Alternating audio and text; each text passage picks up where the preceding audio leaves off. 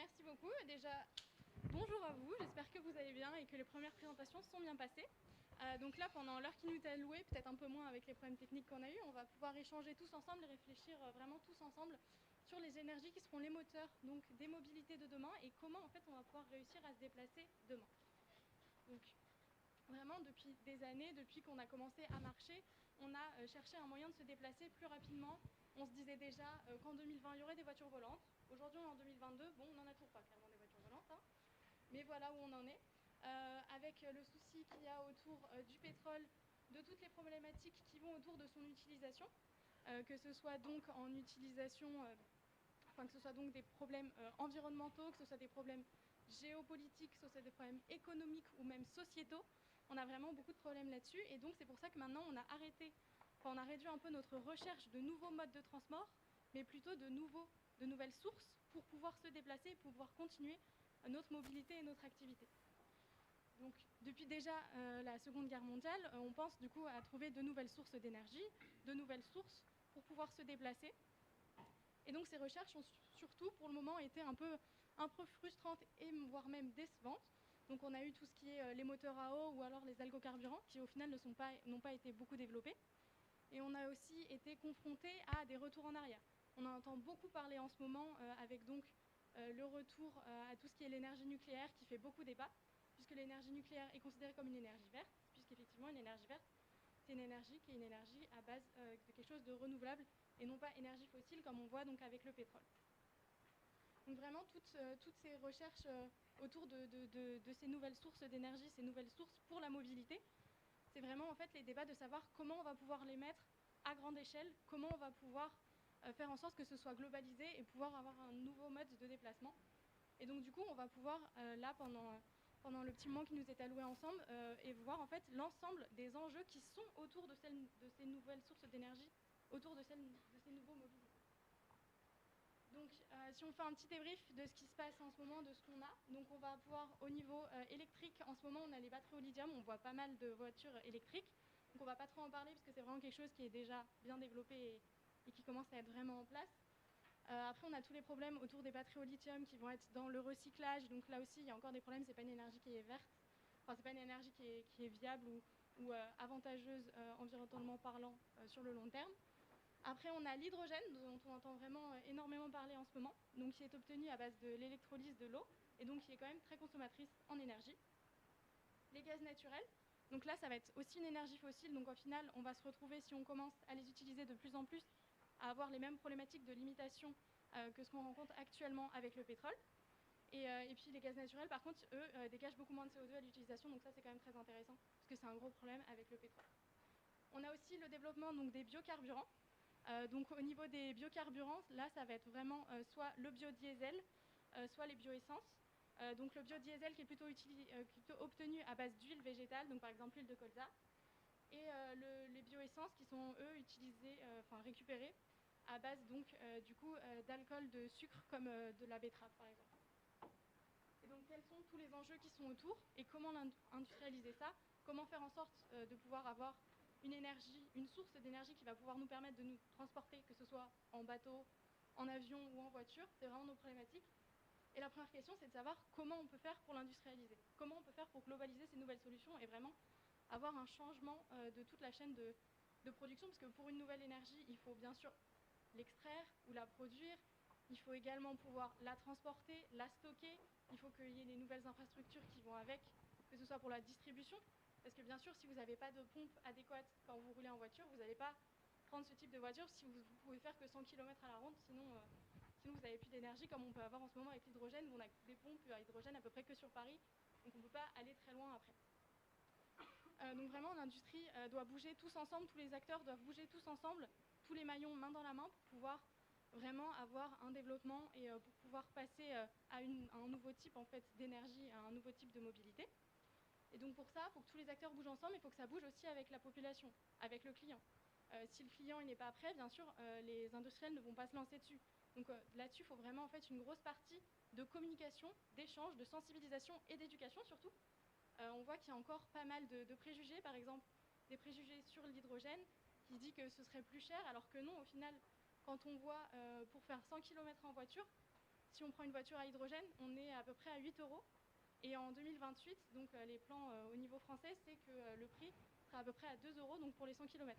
Donc on voit que c'est quand même vachement intéressant et que ce serait quelque chose à vraiment développer. Mais pour l'instant, les industriels n'en parlent pas trop parce qu'en fait, la logistique, elle n'est pas apte à suivre si jamais on a une demande trop importante. Et si on a une demande trop importante au niveau, par exemple, de l'hydrogène et des nouvelles solutions, mais que derrière, ça ne suit pas, on peut avoir au final une baisse d'envie de la part des clients de manière générale et de la part de nous, consommateurs. Et si on passe là-dessus, alors on peut avoir, entre guillemets, un faux départ sur une nouvelle énergie qui pourrait s'avérer fatale pour le marché par la suite. Donc en fait, la question, c'est vraiment quand investir, où investir et avec quels acteurs en fait vont se développer en premier, parce qu'il nous faut une énergie et il nous faut en fait un moyen qui va pouvoir permettre à tout le monde, de manière globalisée, de pouvoir se déplacer avec de nouvelles énergies et en dépensant moins au niveau énergétique, faire en sorte que ce soit une solution plus viable et plus sociale pour la suite. Donc je vais vous parler à présent un peu plus particulièrement des biocarburants. Donc d'abord, qu'est-ce qu'un biocarburant? Comme vous pouvez l'imaginer, ce sont des choses qui sont à base du végétal, donc principalement de l'agriculture et d'une transformation de l'industrie. Il faut savoir qu'actuellement, ce sont des produits qui sont déjà utilisés et utilisables. Donc tout simplement, comme vous pouvez le voir, peut-être lorsque vous faites le plein dans les stations-service, donc vous pouvez avoir deux types de carburants, à savoir le moteur type essence et le moteur type diesel. On a donc deux sous-catégories présentées.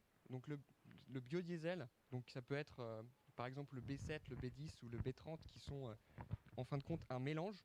Et donc ce chiffre représente un pourcentage de ce mélange avec donc du carburant fossile issu de la pétrochimie par exemple.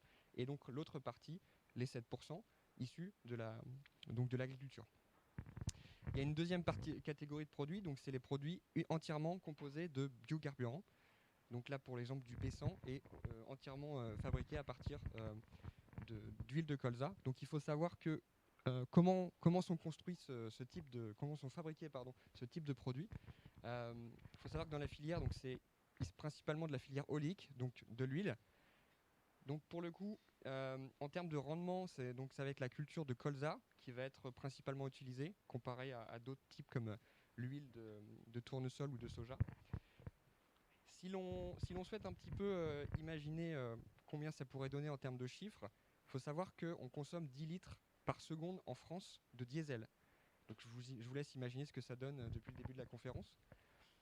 Si l'on reporte un petit peu ces chiffres en termes de surface, avec l'utilisation du colza, il faudrait utiliser donc 55% des surfaces agricoles totales françaises pour produire ce biodiesel. Ça là, du coup, ça pose la question de est-ce qu'on va préférer utiliser cette surface à des fins énergétiques ou à des fins alimentaires? Effectivement, c'est un débat. Il faut savoir que logistiquement et pratiquement, la France va-t-elle décider parce que là je parle à l'échelle française bien sûr, de plutôt se concentrer vers l'énergie ou plutôt vers l'alimentation.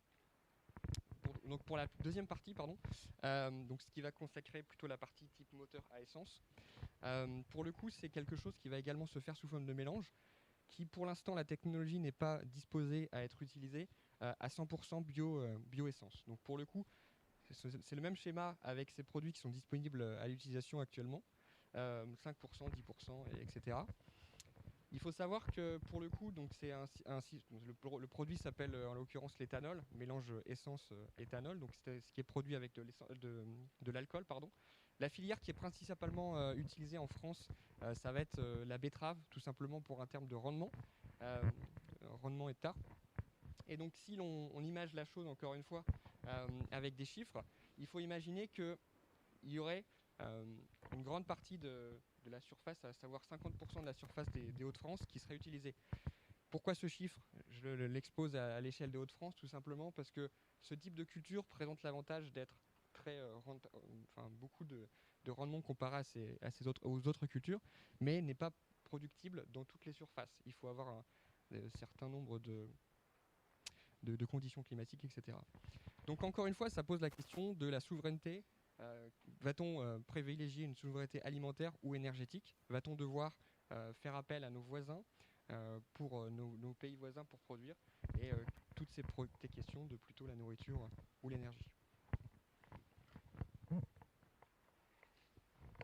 Alors moi, je vais voir avec vous du coup deux énergies qui sont produites à base d'électricité. Donc la batterie au lithium et l'hydrogène. Alors on connaît tous la batterie au lithium, hein, c'est ce qui est dans les voitures à électrique, enfin électrique du coup.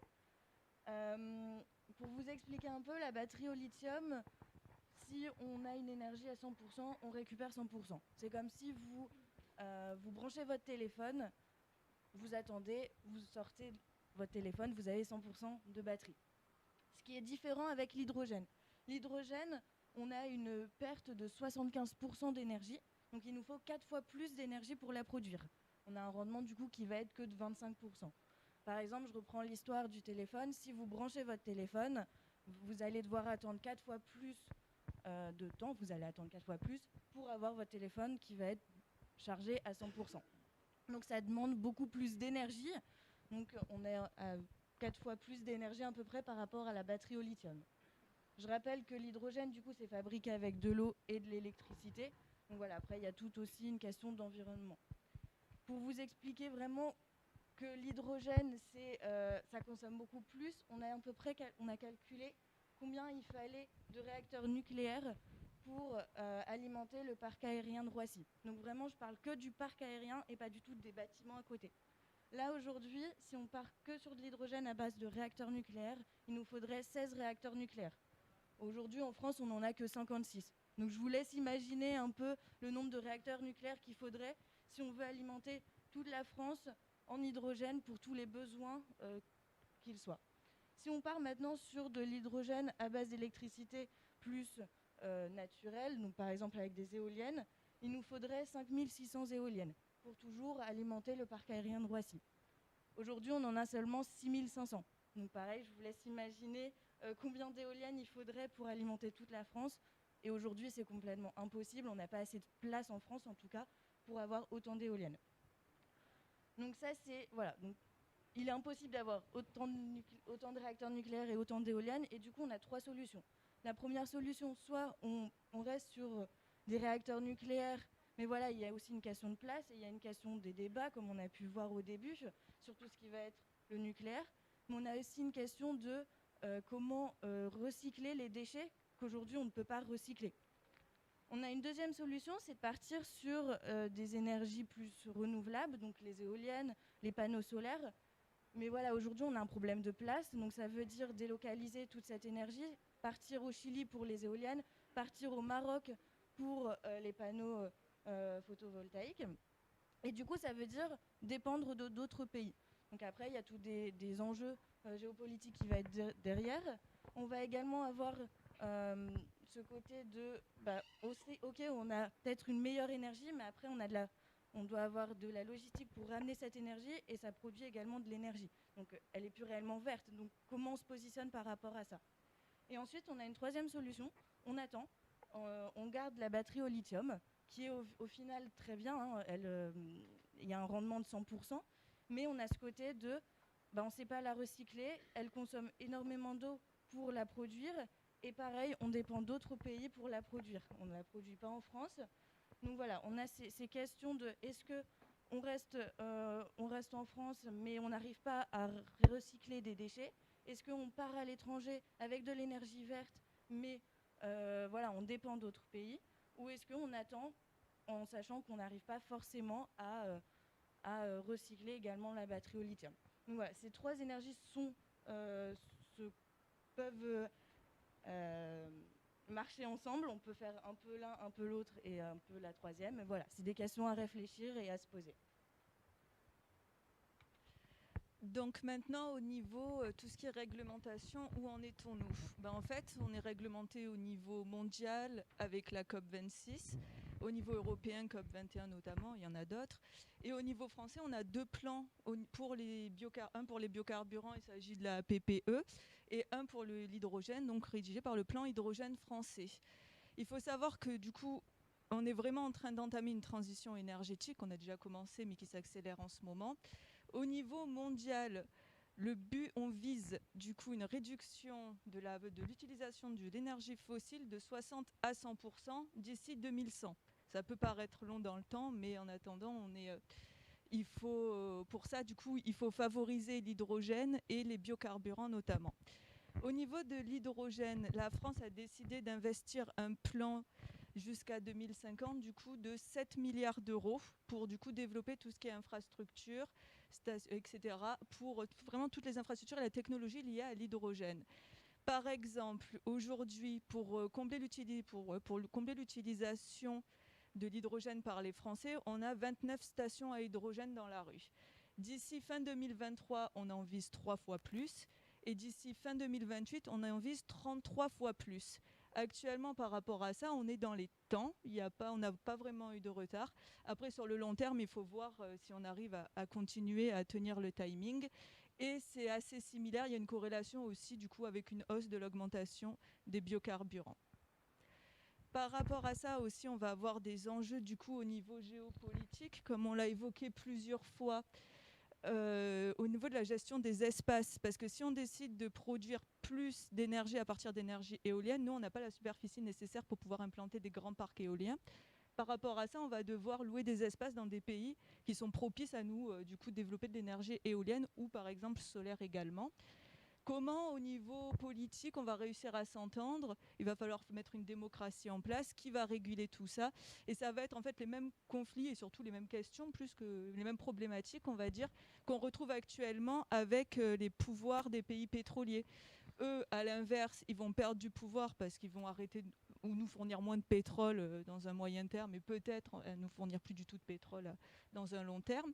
Eux, comment vont réussir aussi à aborder leur transition? Parce qu'actuellement, ils font partie de la vie économique de tous les pays occidentaux. Et comment ils vont pouvoir garder en fait comment on va garder cet équilibre entre l'économie, la politique et la géopolitique, et notamment tout ça par la démocratie. On verra sur le long terme comment ça va se passer. Donc on a pu voir tous ensemble toutes les énergies possibles pour demain, pour notre motricité de demain, ainsi que tous les enjeux qu'elles impliquent. Et on se rend compte qu'il y a un énorme gap entre avoir un modèle énergétique qui fonctionne et l'industrialiser d'une manière globale. Donc la question pour demain, ce sera comment est-ce qu'on va utiliser toutes ces énergies, tout temps à penser qu'on va utiliser un mix de toutes ces énergies, donc à la fois les batteries au lithium, à la fois l'hydrogène et à la fois les biocarburants. Après, la question c'est à quel pourcentage, est-ce qu'on va privilégier une énergie ou une autre? Tout ça va dépendre des ressources qu'on a à notre disposition. Est-ce qu'on va réussir à la produire, à la transporter, à la distribuer? En France, non, dans le monde, pardon, actuellement, plus de 80% de l'énergie qu'on utilise est issue des énergies fossiles. Mais il faut savoir que même en remplaçant 100% de cette énergie par des énergies dites vertes, on consomme actuellement trop d'énergie pour atteindre les objectifs qui ont été fixés aux accords de Paris. Donc est-ce que la solution, ce ne serait pas plutôt de changer nos habitudes de consommation de notre énergie, donc de diminuer notre consommation et d'utiliser plutôt donc, les mobilités douces comme le vélo ou tout simplement la marche quand c'est possible, ou alors les transports en commun. Donc vers quelles énergies les acteurs de demain vont-ils se tourner? On voit qu'il n'y a pas une solution parce que chaque nouvelle énergie amène des nouveaux enjeux et des nouvelles problématiques. Donc est-ce que demain, on va privilégier une énergie qu'on vous a présentée? Est-ce qu'on va aussi peut-être chercher encore des nouvelles solutions, des nouvelles énergies? Est-ce qu'on va devoir changer nos habitudes de consommation? Est-ce qu'on va choisir de dépendre d'autres pays ou à l'inverse, est-ce qu'on va choisir une indépendance énergétique? Après, quel enjeu est le plus important? Est-ce que c'est l'enjeu environnemental, l'enjeu politique, l'enjeu économique, l'enjeu sociétal? Sur cette question, chacun a son avis et tous les intérêts divergent. Donc pour demain, est-ce qu'on va trouver une énergie durable et suffisante pour couvrir les besoins de l'humanité en termes de motricité? Merci pour votre écoute.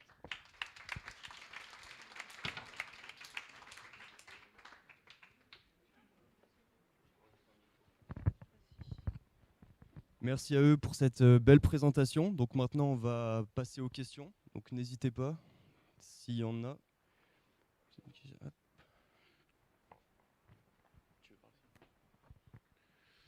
Alors moi, je vais poser une question assez courte. En l'occurrence, c'était juste... ouais, alors on parle des enjeux. Vous avez parlé des enjeux notamment écologiques, économiques. Moi, ça va plutôt être sur l'économique, à savoir... On a déjà aujourd'hui, on a déjà pas mal de différents moyens de carburant, en l'occurrence pour se déplacer. Donc vous avez parlé tout à l'heure de l'éthanol ou du bioéthanol, des biocarburants. Vous avez parlé de l'électricité avec les batteries en lithium.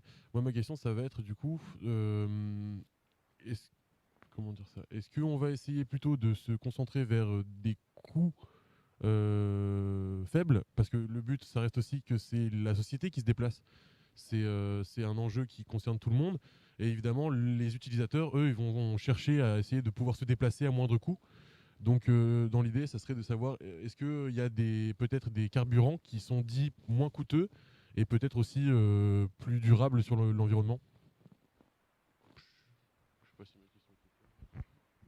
Oui, du coup, c'est un enjeu, c'est vrai, qui est très important. Il faut que tous les acteurs marchent ensemble. Pour l'instant, c'est vrai qu'on a par exemple, quand on parle des biocarburants, c'est peu à 100% à chaque fois. En fait, il faut toujours, quasiment toujours, donc une dose d'énergie fossile dedans. Donc ça, c'est des énergies qui sont moins durables, même si ça, en fait, c'est des énergies qui peuvent en fait faire une transition. Parce qu'il ne faut pas non plus faire des technologies de rupture qui bouleverseraient en fait totalement l'économie d'un coup. Comme tu l'as justement dit, il faut faire des choses qui peuvent être potentiellement hybrides pour pouvoir allier différentes solutions et faire une transition. Après, comme on en a parlé sur l'hydrogène, pour l'instant, l'hydrogène, économiquement parlant pour la société et pour le client tel quel, c'est moins cher. En fait, les prix qu'on voit et qu'ils affichent, souvent, c'est au kilo et du coup, on a du mal à faire des équivalences. Mais quand tu vois au niveau de la consommation d'une voiture, la voiture, sur 100 km, elle va utiliser en fait moins d'hydrogène qu'elle n'utilise de carburant. Ce qui fait que sur 100 km, à l'heure actuelle, le prix, ça va être 8 € quand tu utilises donc une énergie, quand tu utilises l'hydrogène.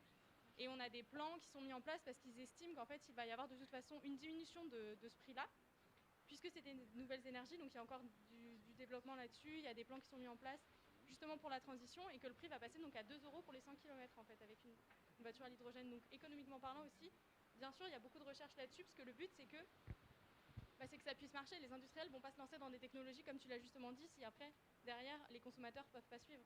Donc c'est vraiment quelque chose qui est très lié et assez réfléchi là-dessus. Ok, merci. Moi, Clément, pour te répondre juste à titre de comparaison, Léa nous a dit que 8 € c'était 100 km. Si on est avec du diesel, on est à 9,57 € les 100 km. 9,6 €. Hein. Donc, ouais, pour répondre encore en partie à ta question, Clément, il faut parler plus fort. Du coup, en fait, la solution, c'est que tu voudrais quelque chose d'à la fois économique et écologique, si j'ai bien compris ta question. À l'heure actuelle, on peut dire que, comme les chiffres le montrent, c'est quelque chose de relativement vert, si je peux dire ça comme ça, dans le sens où, à l'heure actuelle, la transition se fait. Un chiffre qui parle aussi, c'est il faut 1 litre de carburant pour en produire 3,7 litres de biodiesel. Donc déjà, la transition, on est sur un gap positif. On ne dépense pas plus pour produire. Il y a aussi le côté utilisation, donc c'est moins cher, mais il y a aussi le fait que le coût la globalité des émissions au CO2, il faut prendre en compte. Lorsqu'on utilise un biocarburant, dans sa globalité, donc dans son bilan carbone, il va être 60% moins émetteur de gaz à effet de serre comparé à un biodiesel classique, un diesel classique, pardon. Donc cette chaîne, elle va prendre en compte beaucoup d'éléments. Donc ça va être, donc pour la partie fossile, donc ça va être de son extraction en passant par son transport et également son utilisation. Donc ça, c'est un bilan de gaz à effet de serre. Tandis que de la partie production de biodiesel, on va prendre en compte le fait que ça pollue, entre guillemets, donc ça émet des gaz à effet de serre lors de sa production avec les engins agricoles. Mais il y a aussi le fait qu'une plante va, de par la photosynthèse, capter du CO2. Donc en fin de compte, si on utilise, et en plus il y a l'utilisation lors du moteur, donc lorsqu'il y a la combustion, il y a moins d'émissions. Donc ce bilan, il est moindre lorsque vous utilisez un biodiesel ou un bioéthanol.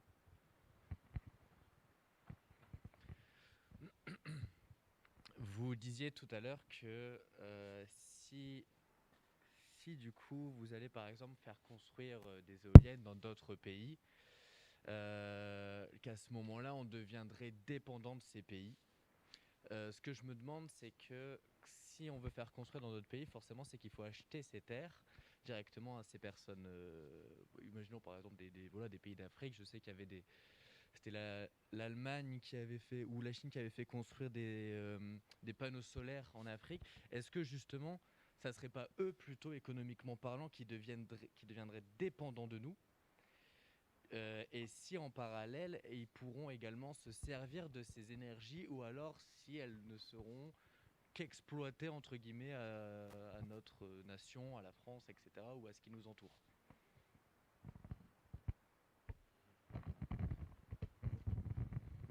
Alors après, à ce niveau-là, je pense qu'il y a une mise en place d'une espèce de codépendance entre guillemets entre les pays. C'est ce qu'on a déjà avec le pétrole, parce que finalement, si demain on arrête d'acheter du pétrole, ces pays-là aussi vont avoir une rupture économique.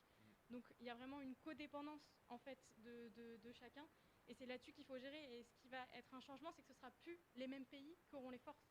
Actuellement, c'est les forces pétrolières, et là justement, ce ne sera plus les mêmes. Donc il y a vraiment, en fait, si on met ça en place, c'est un bouleversement en fait de la géoéconomie. Enfin, de la géopolitique globale.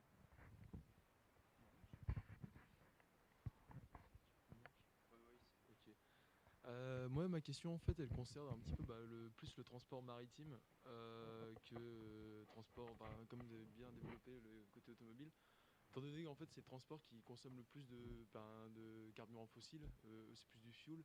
Mais la plupart des trucs que vous avez, la plupart des innovations pour changer du pétrole, pardon. Ah, ok. Justement, la plupart ce que vous avez proposé comme alternative, ça va être difficile à appliquer pour ce transport maritime, justement, étant donné que ça consomme énormément, que ça demande beaucoup de moyens. Et est-ce que vous pensez que parmi ce que vous avez présenté, il y en a qui pourraient vraiment s'appliquer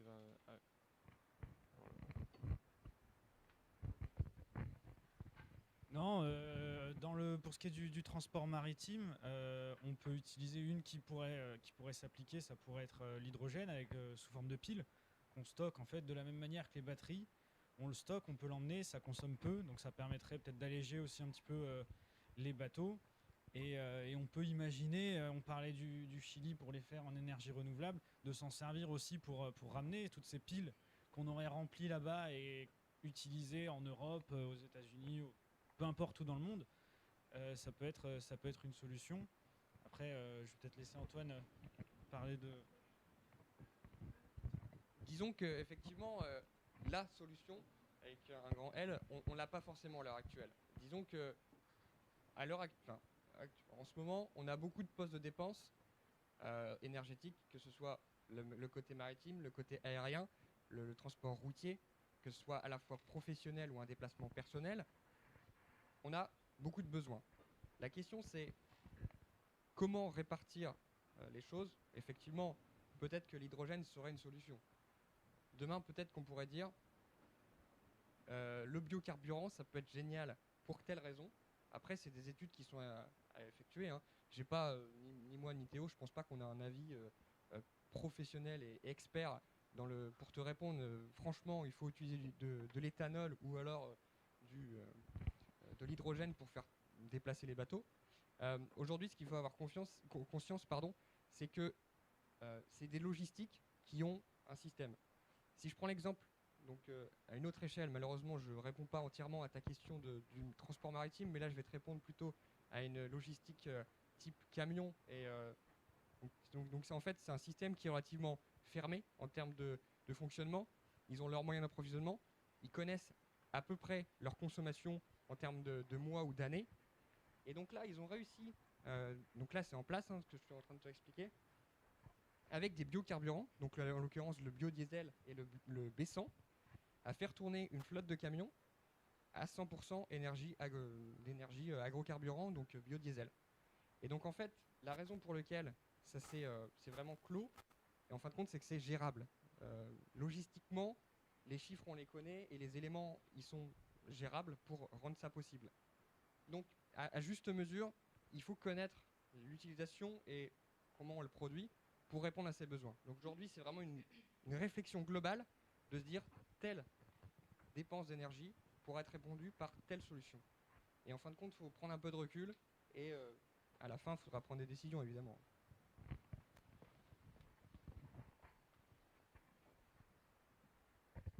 Alors, moi j'ai une question, c'est par rapport finalement à aux entreprises qui sont autour de la mobilité. C'est-à-dire si vous changez, on en a un peu discuté cette semaine, c'est-à-dire si vous changez finalement les modes énergétiques, même si vous parlez de transition, il y a aussi une révolution industrielle du parc automobile en termes de moteurs. Finalement, qui se prépare, qui est déjà prêt dans l'industrie automobile? Est-ce que c'est aujourd'hui des évolutions de marché qui vont arriver quoi dans 10, 20 ans, 30 ans? Est-ce que c'est ce qui freine, c'est ce qui accélère? Je ne sais pas si vous avez pu creuser ça un peu.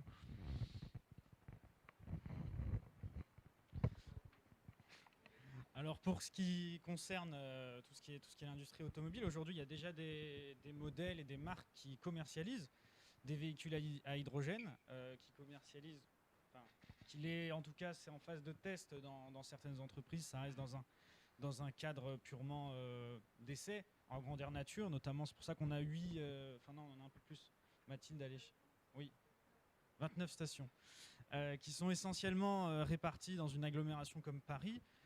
Comme marque, comme acteur, on va avoir Toyota, qui est quand même assez présent, qui était assez présent sur l'hybride, l'électrique et donc l'hydrogène, et qui a un fort impact sur ces nouvelles technologies.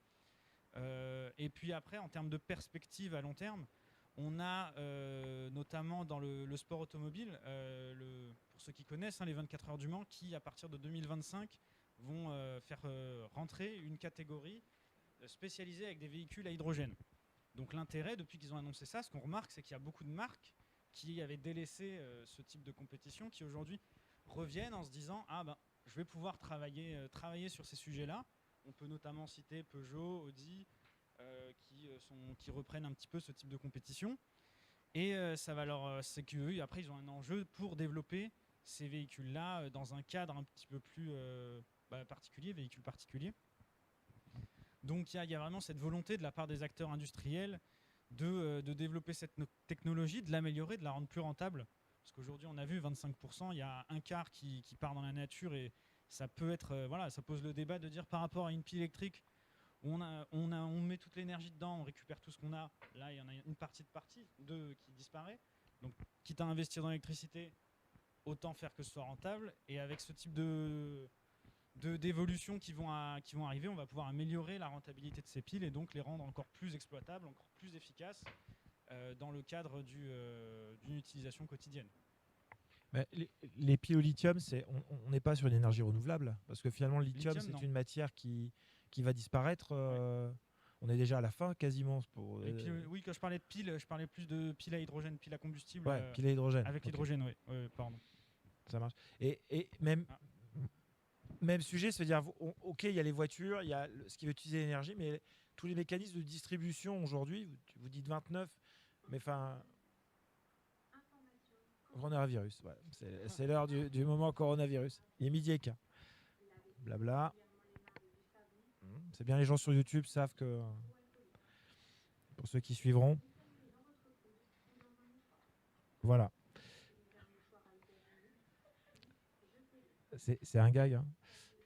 Oui. Ouais. Voilà.